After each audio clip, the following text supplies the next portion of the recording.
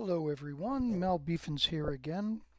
Welcome back, and this is our second episode on Strategic Command World War One.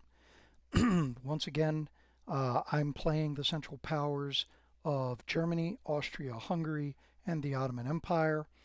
The computer is playing the Entente powers, which currently exist of France, Russia, Serbia, and Montenegro.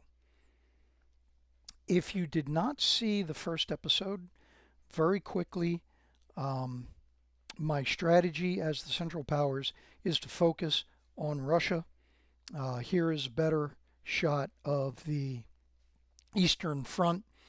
I'm attempting to build a defensive line along the Russian border with Germany and Austria in the hopes that the computer will commit a large number of forces to protect these national morale objectives so that I can go ahead and I can create a large pocket in which to wipe out a large number of Russian corps, infantry corps. If I am able to do that, it will cause a major weakening in the Russian line and will make the conquest of Russia all but assured. At the top of the screen here are the morale bars. Once a nation's national morale hits zero, that is when they either surrender or pull out of the war. So the last episode was an hour long. Going to try and not have any more videos that are that long. I know how boring long videos like that can be. So hopefully this one won't take too long.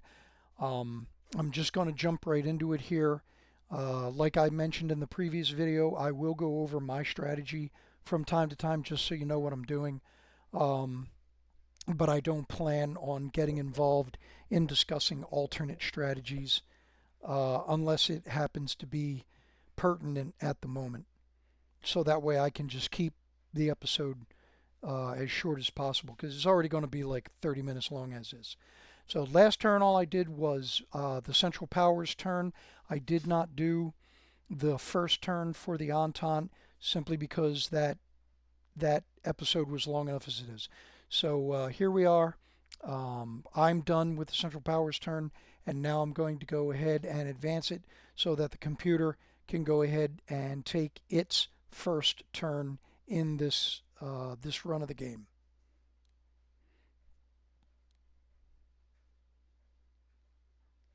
So Luxembourg surrendered. We marched through it. We plunder 35 production points for it, which is actually pretty high. Normally you only get like 28. Okay, so High Seas Fleet. Do I want the Goeben to continue to sail to Constantinople, or do I want it to go to Austria-Hungary? I want it to continue sailing to the Ottomans. It helps swing them on my side. Now for the Austrians, do I want Austrian Second Army to move to the Russian front, or do I want it to continue to deploy in Serbia where it was originally intended? If I decide to have it go to Russia, it'll take it longer to get there. They'll be out of action. I need the forces along the Serbian front. I need Austrian forces everywhere, but I need them to go to the Austrian front more than I need them at the Russian front. So there they go, they deploy. France continues to increase arms production. French mobilization continues. Russian mobilization continues.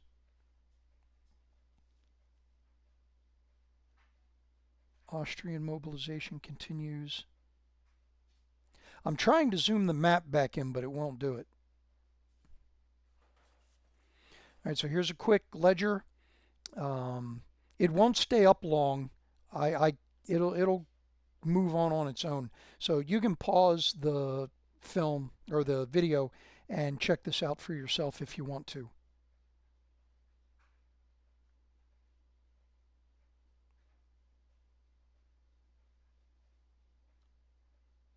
There we go.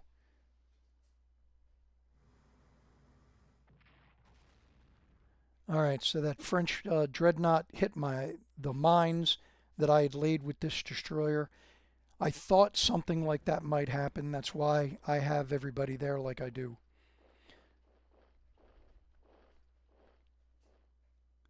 Now the computer is trying to set up a defensive line for the various powers that it controls right now. So the Serbians have limited forces, which is good because my Austrian forces are limited. So here comes the big push. Come on, retreat out of there.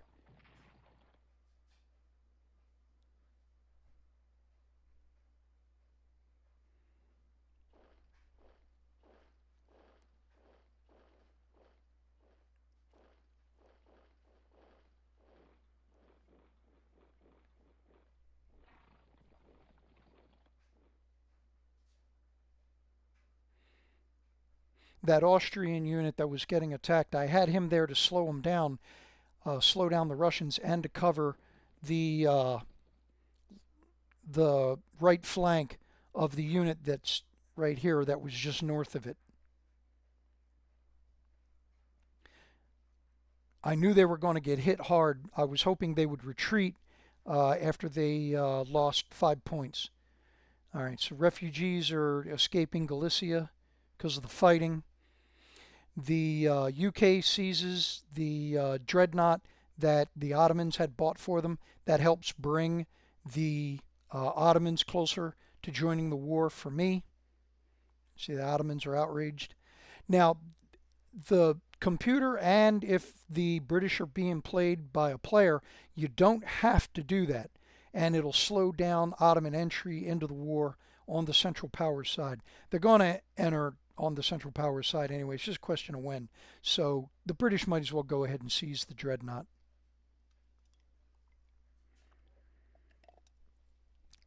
All right, and that's it for the Entente powers. A quick recap. So back to Germany. Um, we don't have a lot of leaders over on the Eastern Front. Do we want to give Hindenburg a field command, and Ludendorff will be his logistics support officer? So yeah, it's going to cost us 200 production points, but at 50 points for over 4 turns. But we need the leaders. So in case you don't know, this is Hindenburg, pretty decent likeness, and this is Ludendorff.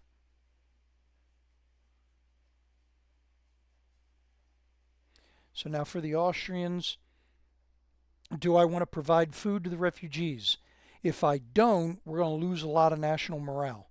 So even though the Austrians are hurting for MPP, I'm going to go ahead and do that anyway because that helps with national morale. All right, so that's all the preliminaries. Put Hindenburg on auto support. So now Hindenburg, he has a rating of 8, so he's going to be able to handle all the units that are ultimately going to deploy here.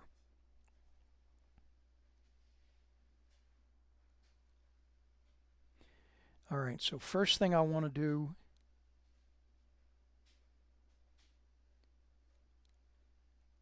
trench warfare and improved infantry weapons need to get started. I won't get into detail about the technology chart here. Just know that this is how much it costs to research this particular technology, and you can only hit it so many times. You can only have so much that you can put into it. In this case, I can only do that once, the 125, and then it blocks off. Whereas with trench warfare, I could have done it more than once, but I got limited production point availability, and I need those points elsewhere right now. So infantry weapons and trench warfare are critical. I got to get those started as quickly as possible. There are others here that are critical as well, but those two top the chart. So finish mobilizing that pre-dreadnought. Whoops. force march these guys a second time. I mentioned in the previous video the downside to force marching. It affects the unit's readiness and morale. Going to move this unit up on the river to help cover the flanks. Now I can reinforce him, but he has to entrench. These units can move up.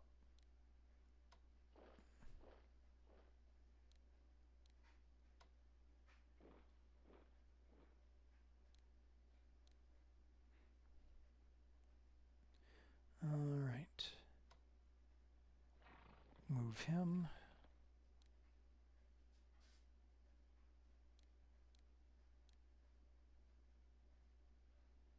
No, that way. There we go.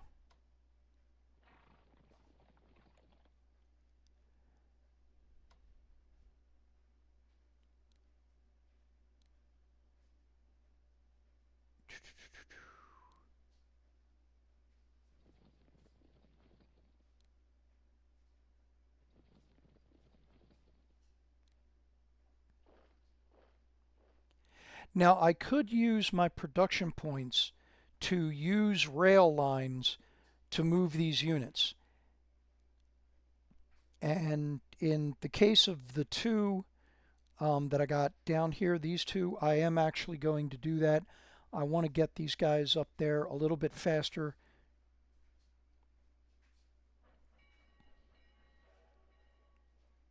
Now, operating a unit also has an effect on their readiness, but it's nowhere near as bad as force marching.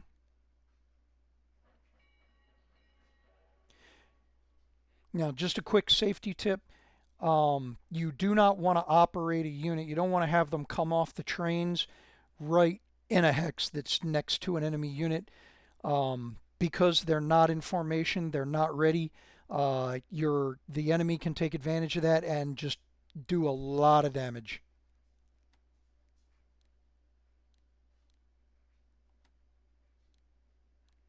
Reinforce them. Now I know having this guy one hex away from an enemy unit doesn't do me any favors either, but there is the possibility that due to the town under here, the city that is under this unit, and the forest here, it's entirely possible that none of these units saw him move up to here. It's possible. Try and get your elite units whenever you can. Basically, it's adding firepower to the unit. If it's attacked, you've got that extra buffer. You've got that extra point.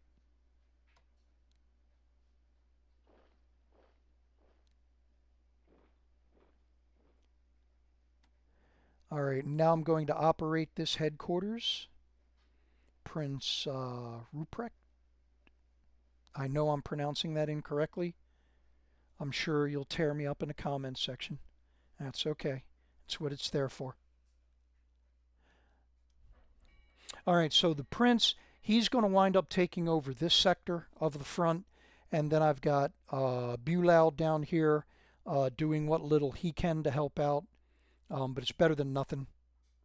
Eventually, I'm going to get another headquarters unit. It's already in the production, and it'll come out. I can't remember if it's here in Custon or down here at Frankfurt. But either way, I'll get another good leader. He's able to handle like 7, 8 units. And between the 4 of them, I'll have enough headquarters units to handle all the German units on the Eastern Front. Okay, so real quick, let me just have a look at the Eastern Front one more time. We've done everything that we can here. I don't want to attack with these guys. I just want to defend. I want to leave the initiative to the Russians right now.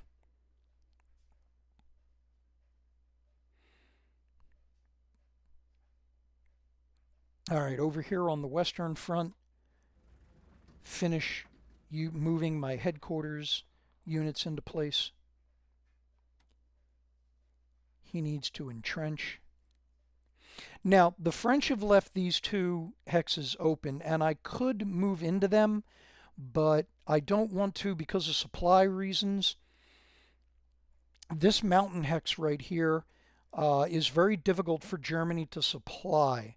And if you have a unit that is at 5 supply or lower, here, let me click on him. If you look down here, his supply is 6 right now. If he moves into this hex, his supply will drop to 5.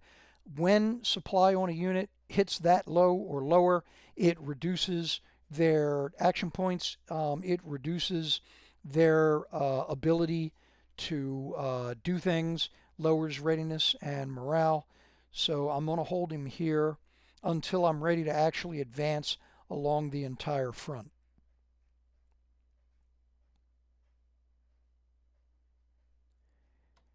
He needs to fortify or entrench. All right. So I only have 17 production points left after everything that I did. So there's really not a lot left that I can do. So I'll take those and I'll try and start bringing up my artillery. Early on in the game, artillery doesn't have a lot of effect. I mean, it can be effective. It lowers unit readiness and morale, but that's pretty much it. Okay, fleet's in place, although I do... No, I'm going to leave. I was going to swap these two units, but I'm going to leave them as is. All right. Finish entrenching these guys. They're done. Everybody's got their... except him. There we go. All right, now the Austrians. Okay, so move him out of the way.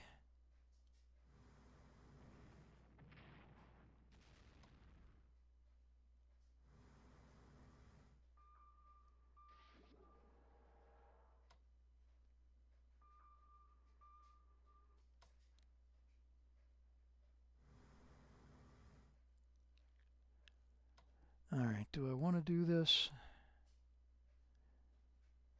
Nope.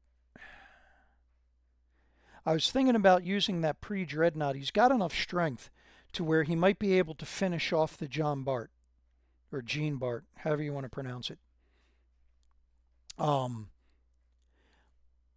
But I have no idea how many more naval forces are out here. I don't know if you can see it, but it is raining all over the place down here. And so spotting is limited. And I don't know how much more of the French and or British fleet is out here. And if I do move this guy all the way over here, he will not have enough movement points to make it back to port, and he'll be out there exposed. So we're going to go ahead and let discretion be the better part of valor. The computer's going to have to repair him. It'll be a while before I see him again. Move the Ottoman units here real quick, and then we'll get to the main event.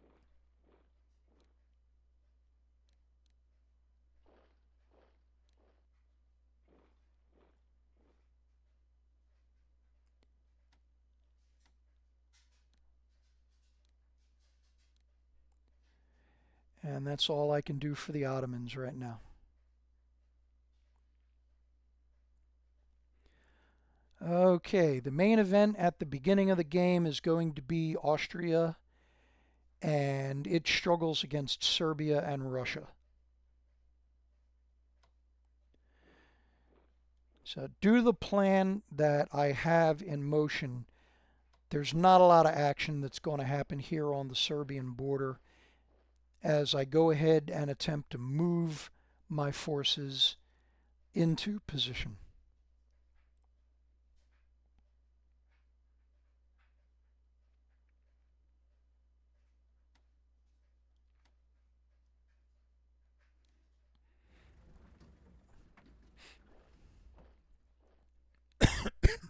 Excuse me. When it comes to air units and headquarters and artillery units, it's a good idea to keep them on roads or, barring that, have them on rail lines. It's easier to resupply them that way. Now, what I'm doing here is I'm hoping that the computer will leave this garrison unit here in Valjevo. And what I'm going to do is, weather permitting, I'm going to have these units attack uh, and either force that unit out or, better yet, destroy it so that I can go ahead and I can take the town. And the idea there is to start working on a line of units coming down this way. Excuse me, coming down this way, so that I can go ahead and I can start building up back here around Ragusa and start moving down the coastline, taking these ports away from the enemy. Basically, once Italy enters the war, the Entente will be able to bottle up any naval forces that I have in the Adriatic. But if I can get these ports away from them, that'll go a long way into helping me move the naval front line further out into the Mediterranean.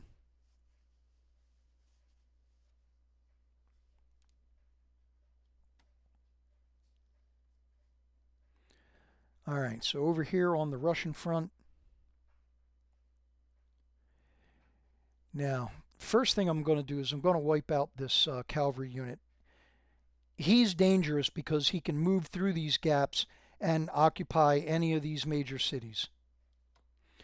So good, we got decent enough weather. They're going to be able to do a lot of damage to the poor guy. So it was predicted that we'd do 1 to 5, but it was actually 1 to 4. That's okay.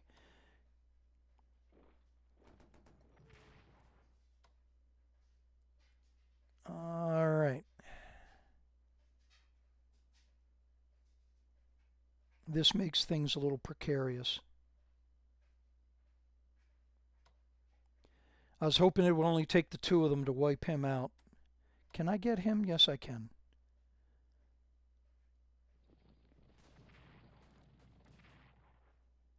But he's not going to be able to move back. All right.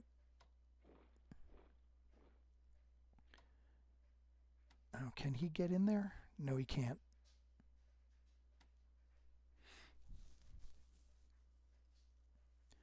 All right, I'm just going to have to risk it. See, I need this unit over here.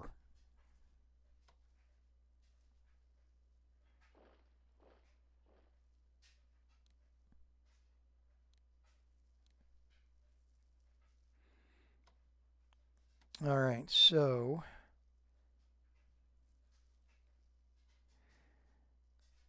now I've got no choice.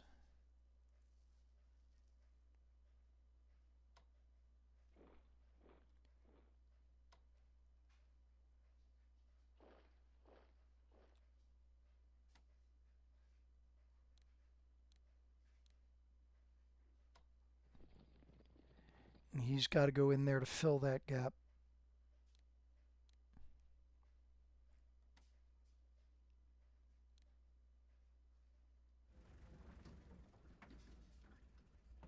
Now, some people might think I'm crazy for doing this, but sometimes I will use a headquarters unit in order to plug a hole in a gap or to guard a morale objective.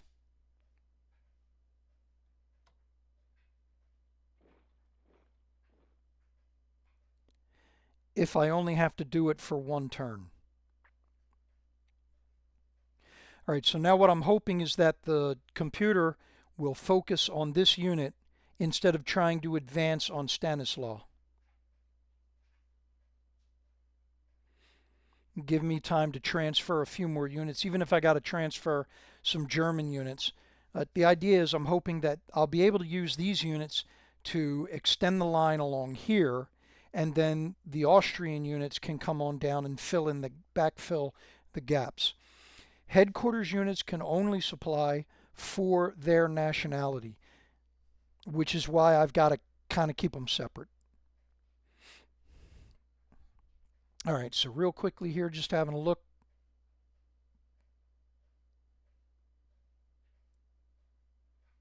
Make sure I didn't forget anybody. Expand out.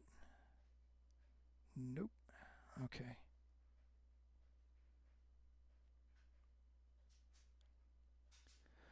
All right. Okay, so I've got Austrian. It's a good thing I didn't advance the turn yet. So now Austria also has to do their research and development. And again, the important ones in the beginning here are infantry weapons and trench warfare. Um, if you fall behind on trench warfare, you can get steamrolled by your enemy. So you got to keep that going. Um, I won't, like I said earlier, I won't get into a lot of detail here with this. I'll explain these as I go. But the thing is, most of them are self-explanatory. Okay, you go ahead and look at the title, and it tells you exactly pretty much what it does. I mean, some of them, like gas and shell production, they do a little bit more than just that. Okay, command and control, there's a little bit to it. Okay, but basically, in a nutshell, as you probably already figured out, it just improves the defensive and offensive capabilities of the units as you do this. It also makes it possible to build more of certain units. Okay, like in the case of armored warfare and tank development, these two have to be developed together in order to be able to deploy tanks. Okay, the primitive version thereof, land battleships is a better explanation of what they were back then, as opposed to just calling them tanks. Armored fighting vehicles is the proper name, and yes, they are giant tracked armored vehicles with lots of freaking guns that look like miniature battleships on land. But yeah, in order to be able to build them, you have to develop these technologies. Okay, so all right, that is pretty much it for this turn. Um, so I'm going to go ahead and I'm going to close it out here and leave you with the usual stuff. Please, if you like this content, please leave a like, share. If you got people that you know that like this kind of content, let them know I'm out here. I mean, I'm not the only person that is creating videos of the Strategic Command series. Okay, but right now, I think I'm the only one who's doing World War One. I think the last time anybody did Strategic Command World War One videos was like 3, maybe 4 years ago when the game came out. And as I mentioned in the last video, the reason that I'm doing this right now is because pretty much everybody else is doing Strategic Command War in the Pacific, and I really haven't seen anything on Strategic Command World War One, and I just wanted to give it a little love because I really do like this game. I think it was done really well. Of all the World War One games that I've seen out there, this is one of the best that I've seen in actually making the war interesting to play as a game. Okay, I mean, history buffs, they're going to find World War One interesting regardless. But as gamers, it's a whole different story. World War One, just because there's not a lot of maneuver going on and stuff like that. Eventually, it will bog down into trench warfare. Except out here on the Eastern Front, you have an opportunity to have breakthroughs and have encirclements. Not great ones like in World War Two, but you still get to do it. The way the game mechanics are made, naval warfare, and you saw that going on right here. Naval warfare is nowhere near as exciting as it would be in those games where you're controlling ship to ship combat. Okay, but I still think it's done well for the type of game that we have here. Air combat, when we reach that point, that's going to be another one where um, your folks that are very detail oriented, that like a lot of action, they're not going to be all that excited about how um, this game handles uh, aerial combat in World War One. It's a lot like how you saw the naval combat done. So, but still, though, I mean, for the game that we've got, it does it well. Okay, and overall, looking at the overall game, I really do think Slytherin and Matrix and Fury Software, those guys, all involved in the development and publishing of this game. I think they did a really good job. The entire Strategic Command series is really good. I mentioned they've got three different games for World War II. They've got this one for World War One. There is a American Civil War, and then there are mods out there that allow you to play the 1870s Franco-Prussian War. There's mods for World War One here that allow you to play the Russian Civil War after World War One, the Red Russians versus the White Russians. Um, and then there are other mods out there as well, but I can't think of them right off the top of my head, but there are other mods out there that you can play. Oh, and there's one where you play the Russo-Japanese War. Um, that one's actually pretty interesting. It's been out for a little while. I haven't had a chance to play it yet. I'm looking forward to trying that one out as well. All right, so thanks again for watching. If you made it this far, please go ahead and leave a like. Please go ahead and do a share. And if you would, it doesn't cost you anything, just a second. Go ahead and subscribe to the channel, help grow the channel. I know I don't do these very often. This is not my primary income stream. Hell, it's not an income stream at all. Um, but I do like doing them, and if I see people, clicking the like button and subscribing, I'll continue to go ahead and take my free time and go ahead and produce these videos if you're liking these, and I'll even get better at the production. Eventually I'll have a little intro thing and stuff like that.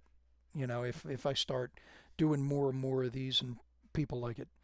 All right, so enough chatter from me. Thank you very much for tuning in, and I'll see you on the next one.